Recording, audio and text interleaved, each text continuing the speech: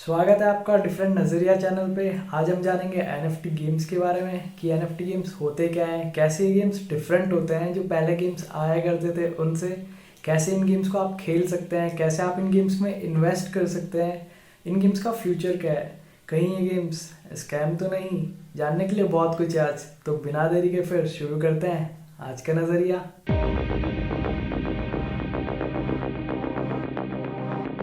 रोज रोज Mario की princess को बचाने निकलना हो, टेकन के मूव्स ट्राई करने हो, एनएफएस की कार्स अनलॉक करनी हो या फिर जीटीए के मिशंस कंप्लीट करने हो, माहिर तो हम हर एक चीज़ में हो गए थे।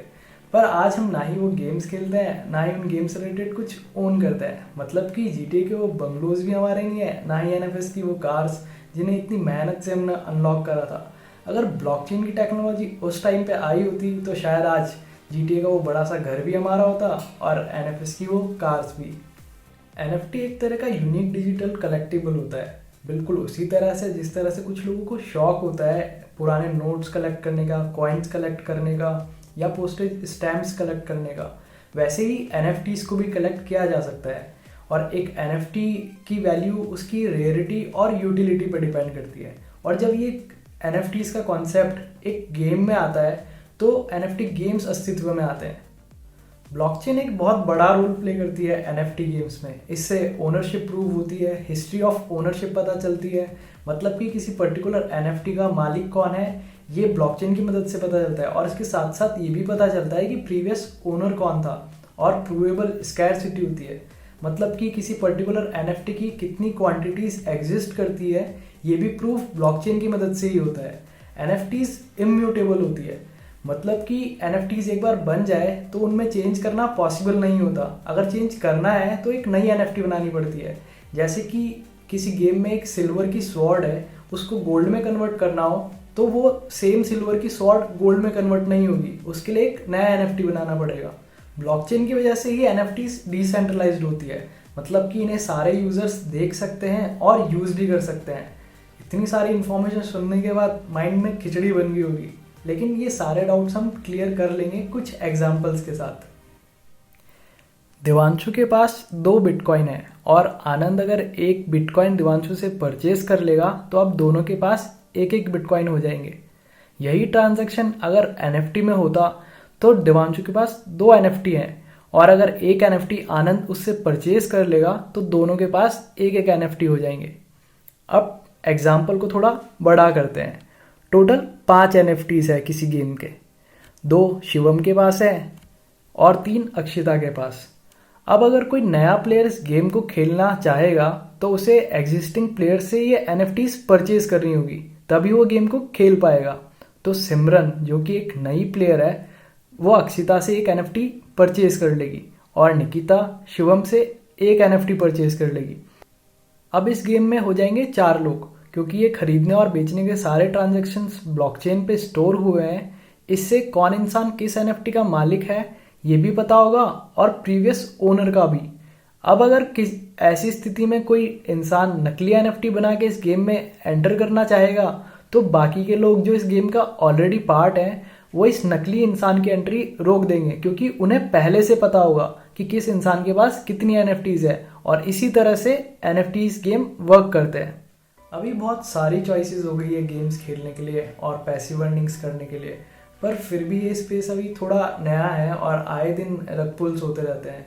मतलब कि नए नए प्रोजेक्ट्स आते हैं और फेल हो जाते हैं, क्योंकि एक्सपेरिमेंट फेज में है अभी ये स्पेस।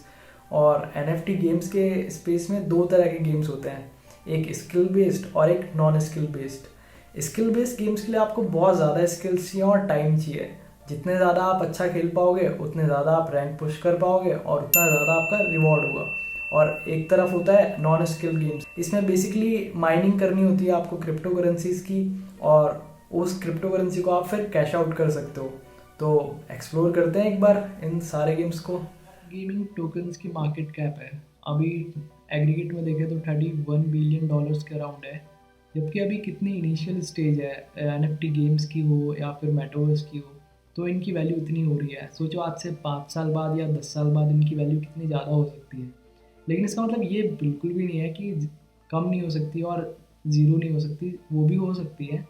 बाकी सब कुछ इनके डेवलपमेंट्स पे डिपेंड करता है कि ये प्रोजेक्ट्स किस तरह से डेवलप होने वाले हैं।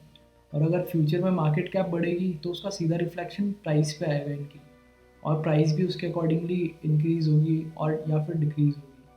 अब हम देखते हैं कि एक्सी इन्फिनिटी जो है यहाँ पे सेकंड नंबर पे लिस्टेड है, ये कैसा है।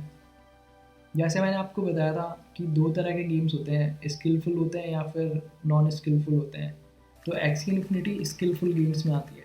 अगर ये गेम आपको खेलना है तो मतलब आपके पास बहुत ज़्यादा नॉलेज होनी चाहिए इस गेम की, तभी आप खेल पाओगे, वरना स्ट्रगल करते रह जाओगे इस गेम के अंदर। और इस गेम को खेलने के लिए आपको मार्केट प्लेस पे जाना पड़ेगा। ये ऊपर मार्केट प्लेस का बटन होगा, आपको मिनिमम 3 एक्सीस चाहिए होगी ये गेम खेलने के लिए। लेकिन इसका मतलब ये नहीं है आप कोई सी भी एक्सी उठा के और परचेज कर लो, उससे आपका पैसा वेस्ट हो सकता है। और आपका जो ओपोनेंट होगा वो काफ़ी अच्छी एक्सीस लेकर आएगा, और उन एक्सीस के सामने आपकी ये वाली एक्सीस टिक नहीं पाएगी, तो फिर आप जीत नहीं पाओगे, और जीत नहीं पाओगे तो आपको रिवॉर्ड्स नहीं मिलेंगे। इसलिए बहुत सोच समझ के और अच्छे से रिसर्च करने के बाद ही इस गेम के अंदर इन्वेस्ट करना। और इस गेम के प्लेयर्स को रेगुलर या डेली बेसिस पे अगर कहें तो ये वाला टोकन मिलता है डेली बेसिस पे। और आप चाहो तो डेली बेसिस पे रिडीम कर सकते हो या फिर मंथली बेसिस पे कर सकते हो। अभी तक तो पहले जब मार्केट गिरा नहीं था तब तक तो 15,000 20,000 25,000 के अराउंड स्किल्स पे डिपेंड करता है वो प्लेयर्स की कि उनकी अर्निंग हो रही थी। लेकिन अभी 10 to 15,000 पे आ गई है उनकी अर्निंग, अभी जब से मार्केट गिरा है इतना ज़्यादा। बाकी इस गेम के अंदर एसएलपी तो मिलती है, उसके अलावा अगर आप देखोगे कि टॉप 1000 जो प्लेयर्स होते हैं इस गेम के अंदर उनको भी रिवॉर्ड्स मिलते हैं अलग से, एसएलपी के अलावा रिवॉर्ड्स मिलते हैं। ये गवर्नेंस टोकन है एक्सी इन्फिनिटी का, और इसकी वैल्यू अभी $78 है। नंबर 1 पे प्लेयर होगा उसको 2,25,000 AXS टोकन मिलेंगे, यानी कि 2,25,000 इंटू $78, ये डॉलर की अमाउंट होगी, और उसको रुपये में कन्वर्ट करोगे तो और भी ज़्यादा। तो काफ़ी रिवॉर्ड वाला गेम है ये, लेकिन स्किल्स काफ़ी ज़्यादा चाहिए इसके अंदर। आप देखोगे, रिसर्च करोगे तो आपको पता चलेगा। अब हम देखते हैं थिएटर एरिना के बारे में। ये भी काफ़ी स्किलफुल गेम है। अगर आपको ये गेम खेलना है तो मतलब बहुत ज़्यादा टाइम देना पड़ेगा आपका, उसके बाद जाके आपको शायद कुछ बेनिफिट्स मिले इस गेम से। प्लस ये गेम जब नया नया आया था तो बहुत सारे यूट्यूबर्स ने वीडियोस बना दिए थे कि फ्री में आप $1000 अर्न कर सकते हो। बहुत ज़्यादा मुश्किल है ये गेम खेलना, और इतना इजीली आप खेल नहीं सकते। लेकिन वहीं अगर आप हीरोज़ परचेज़ करके फिर खेलना चाहोगे तो आपके लिए ज़्यादा बेटर रहेगा। और इन हीरोज़ को परचेज़ करके आप डेली THC कॉइन्स अर्न करोगे। THC कॉइन्स की वैल्यू होगी, और उन THC कॉइन्स को आप कन्वर्ट कर सकोगे रुपी के अंदर या जिसमें भी आप चाहो उसके अंदर। और ये जो एपिक और लेजेंडरी हीरोज़ है ये आपको ज़्यादा अर्निंग देंगे। और ऐसी स्किन का भी है, अगर आप ज़्यादा बेटर स्किन वाले हीरोज़ लोगे तो उनसे ज़्यादा बेटर अर्निंग्स होगी।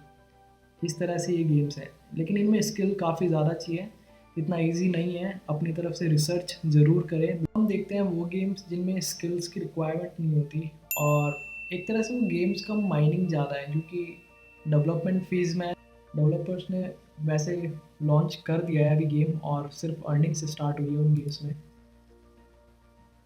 ये गेम्स यूजुअली लोग इन्वेस्टमेंट पर्पज़ के लिए खेलते हैं।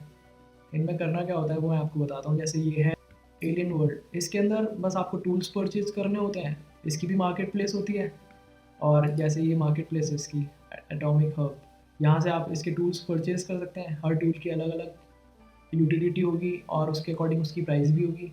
तो जैसे मेरे पास 3 टूल्स है, एक फ्री में मिलता है आपको स्टार्टिंग के अंदर, बाकी 2 मैंने परचेज़ करे थे। और आपको ऐसे माइंड करना होता है दिन भर। मतलब मेरे पास जो टूल्स है उसके अकॉर्डिंग मेरी टाइमिंग 11 मिनट्स के अकॉर्डिंग होती है, कि मतलब मैं हर 11 मिनट के अंदर माइंड कर सकता हूँ। तो माइंड माइंड के बाद में आपको ट्रिलिंग मिलेगा एज रिवॉर्ड, और उस ट्रिलिंग को आप कैश आउट कर सकते हो डॉलर में, या फिर रुपये में भी चाहो तो रुपये में भी ले सकते हो। तो इस तरह से ये वर्क करता है। ये टूल्स आपको मार्केट प्लेस से मिल जाएंगे, और बस आपको क्लिक करना होता है और कुछ नहीं करना होता इस गेम में। ऐसे ही है बॉम्ब क्रिप्टो, ये भी काफ़ी अच्छा गेम है, लेकिन अभी डेवलपमेंट फेज़ में है तो धीरे धीरे डेवलप हो रहा है। बाकी इसमें सिर्फ आपको हीरोज़ परचेज करने होते हैं। ये इसका गेम है। गेम में आप हीरोज़ परचेज़ करोगे यहाँ से, एक तरह से मिंट करोगे अभी हीरोज़। मार्केट प्लेस इसकी 18 जनवरी को रिलीज़ करने का है, जिसमें आप जो हीरोज़ जिन लोगों ने खरीद रखे हैं ऑलरेडी वो वहाँ पे ट्रेड कर सकेंगे हीरोज़ को। तो मेरे पास ये हीरोज़ हैं 20 के, और एक हीरो की वैल्यू, एक हीरो आपको अगर मिंट करना है तो 10 बी कॉइन्स लगते हैं, और अभी एक की वैल्यू है $3.26 है अभी एक बी कॉइन की वैल्यू। तो मैं अगर आपको सजेस्ट करूँगा तो एटलीस्ट 5 हीरो तो आपके पास होने ही चाहिए, मतलब कोई सेंस नहीं है, वरना आपका टाइम बहुत ज़्यादा वेस्ट होगा इस गेम के अंदर। तो एटलीस्ट 5 हीरोज़ तो आपके पास होने ही चाहिए, बाकी ज़्यादा हो तो और भी बेटर है। इस गेम के अंदर आपको करना क्या होता है, बस अभी तो ये सो रहे हैं मेरे सारे हीरोज़, मैं इनको जगाता हूँ पहले। ये वर्क पे लगाया मैंने इन सबको, और ट्रेजर। तो बस यही करना होता है आपको, हीरोज़ परचेज़ कर दिया और उसके बाद में स्क्रीन ऑन छोड़नी होती है, और ये अपने आप हीरोज़ इस मैप को क्लियर आउट करते हैं। और जो चेस्ट आप देख रहे हो, अलग अलग चेस्ट के अंदर अलग अलग रिवॉर्ड्स हैं।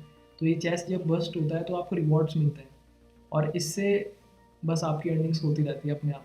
आपको और कोई स्किल्स नहीं चाहिए होते एक्स्ट्रा। जैसे मेरे पास अभी 8 बी कॉइन्स कलेक्ट हुए कुछ दिनों में ही, अभी तीन दिन हुए हैं उसी में, और एक की वैल्यू है $3.26 है। तो इस तरह से इसके अंदर अर्निंग होती है और कोई स्किल्स भी रिक्वायर्ड नहीं होते हैं। बाकी गेम्स की प्रोजेक्ट पे डिपेंड करता है कि आने वाले टाइम में क्या और डेवलपमेंट्स लेकर आने वाले हैं कि नहीं लेकर आने वाले। जैसे ये एडवेंचर मोड है, अभी कुछ टाइम में ही आने वाला है, शायद इसी मंथ में आ जाएगा ये, और इस गेम की मार्केट प्लेस भी आ जाएगी इसी मंथ में। तो इस वजह से ये गेम ज़्यादा डेवलप कर पाएगा।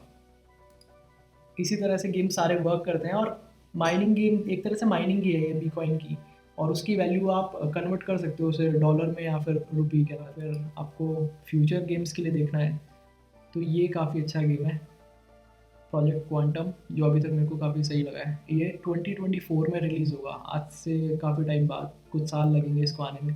तभी इसकी वैल्यू अभी इनिशियल स्टेज में है तो वैल्यू भी लो है, और अभी आप इन्वेस्ट कर देते हो तो आने वाले टाइम में आपके जो इन्वेस्टेड अमाउंट है उसका 50 टाइम्स भी हो सकता है, 100 टाइम्स भी हो सकता है, कोई बड़ी बात नहीं है। और ये triple A shooter, first person shooter game होगा, मतलब बिल्कुल जैसे अपना काउंटर स्ट्राइक है, प्रोजेक्ट IGI जैसे गेम्स थे उस टाइप में होगा ये गेम। इसका टीजर आप देख सकते हो, काफ़ी सही गेम है ये भी। और हर गेम की अलग अलग यूटिलिटी है, मतलब इन टोकन्स की। जैसे अभी आप इन इसकी टोकन्स को QBIT बोलते हैं। अगर आप QBIT होल्ड करके रखते हो तो सिर्फ होल्ड करने से ही आपको आपकी QBIT बढ़ते रहेंगे। जैसे कोई भी ट्रांजैक्शन होगा QBIT का, कोई परचेज़ करेगा या सेल करेगा तो उसकी कुछ फ़ी कट जाती है हर यूज़र की। तो जो फ़ी कटती है वो जो होल्डर्स होते हैं इस कॉइन के, उनको इक्वली डिस्ट्रीब्यूट हो जाती है।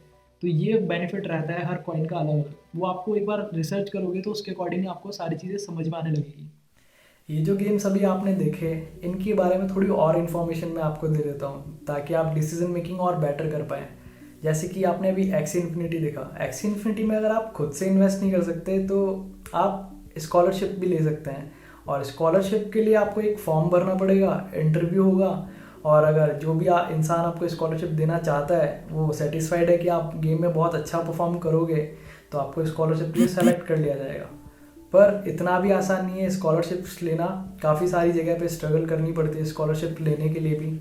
और लेकिन एक बार स्कॉलरशिप मिल जाए तो कुछ परसेंटेज होती है जो स्कॉलरशिप प्रोवाइड करता है वो रखता है, और बाकी का आपको देता है मंथली बेसिस पे, वीकली बेसिस पे, ये डिपेंड करता है जो भी स्कॉलरशिप प्रोवाइड कर रहा है उसके ऊपर। और रही बात बॉम्ब क्रिप्टो की, तो उसमें अभी लक फैक्टर बहुत ज़्यादा मैटर करता है। अगर आपको लगता है कि आप बहुत लकी हो, बिल्कुल मेरी तरह, तो आप अपना लक ट्राई कर सकते हो बॉम्ब क्रिप्टो में, क्योंकि इसके अंदर अभी मिंटिंग फेज में है। आप जो भी हीरोज़ देखोगे वो मिंट हुए हुए होते हैं, परचेज करने के लिए मार्केट प्लेस नहीं है अभी इसमें।